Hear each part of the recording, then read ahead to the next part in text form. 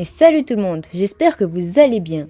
Nintendo, l'entreprise japonaise qui fait partie des leaders du jeu vidéo, avec ses gros succès comme la Nintendo 64, la Game Boy, la DS, la Wii, la Switch et encore plein d'autres. Mais il n'y a pas eu que des succès, il y a aussi eu des flops, comme celle qu'on va voir dans cette vidéo. Seuls les collectionneurs d'exception la connaissent. Non, c'est complètement faux, il faut juste s'intéresser à l'univers du jeu vidéo. C'est une console tellement catastrophique qu'elle est restée seulement 6 mois sur le marché. Et c'est le Virtual Boy. Cette console rouge et noire qui devait nous faire entrer dans la réalité virtuelle. Attachez vos ceintures, on part explorer ce désastre.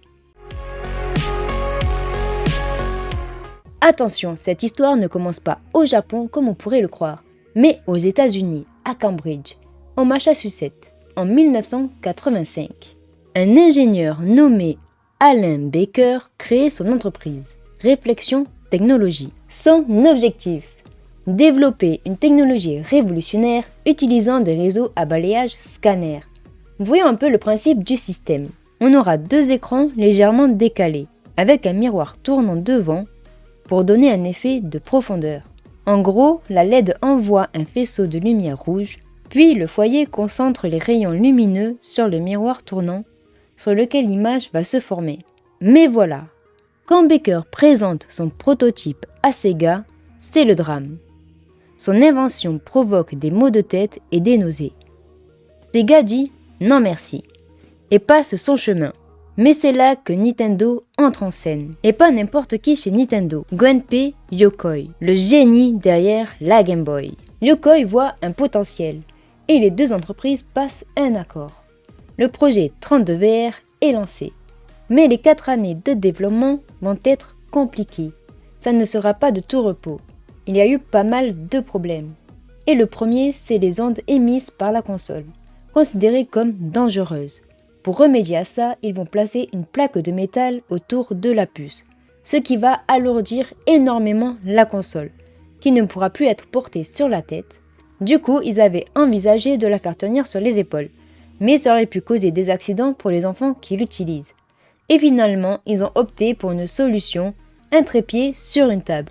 Ça fait pas très virtuel tout ça. Malgré que c'est pas ce qu'ils voulaient, Nintendo veut quand même la sortir, sous le nom de Virtual Boy. Pourquoi ce nom?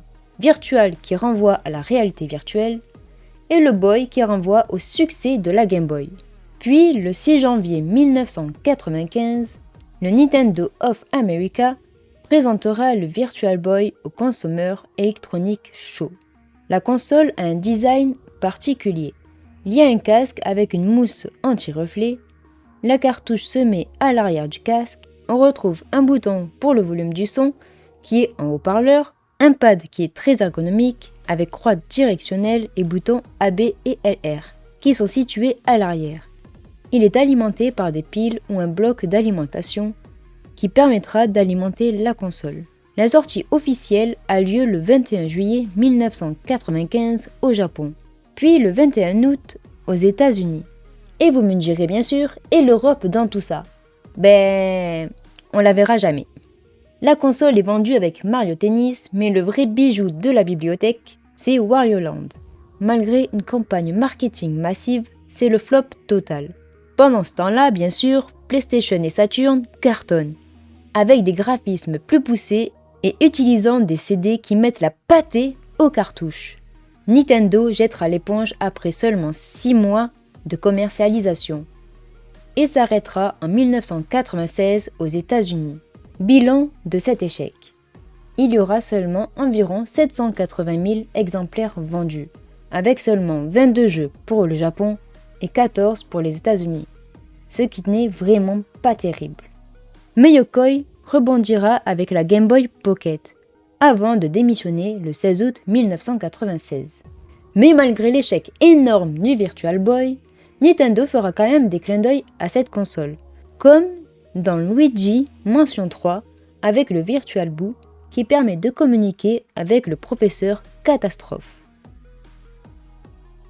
Le Virtual Boy restera un des plus gros échecs de la firme, mais Nintendo prendra exemple sur cet échec pour ne pas la reproduire. C'est la fin de cette vidéo.